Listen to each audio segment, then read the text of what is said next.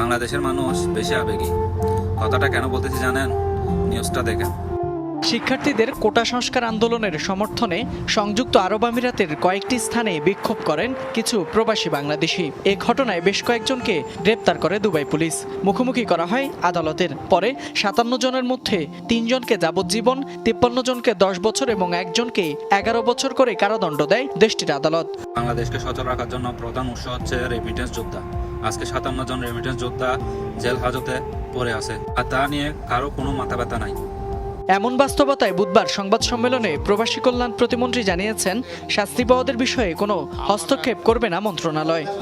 নিয়ম অনুযায়ী আইন অনুযায়ী বিচার হয়েছে, সেই রাষ্ট্র তাদের নিয়ম মতো চলবে। আমরা এখানে কোনো হস্তক্ষেপ নেই। তবে আমি বলবো, যারা সেই দেশে বসবাস করে, সেই দেশের আইন শৃঙ্খলা ভঙ্গ করে তাদের শাস্তি হয়েছে, তাদের পক্ষে আমরা নয়। আসলে প্রবাসীদের সাথে এমনই হওয়া দরকার। কখনো কেউ পাশে ছিল না, কখনো থাকেনি, কখনো থাকবেও না। দেশের জন্য আন্দোলন করে প্রবাসীরা নিজের জীবনকে শেষ করে দিল, কিন্তু দেখেন দেশের মানুষের একটারও খবর নাই প্রবাসীগুলা কি বেঁচে আছে না মারা গেছে।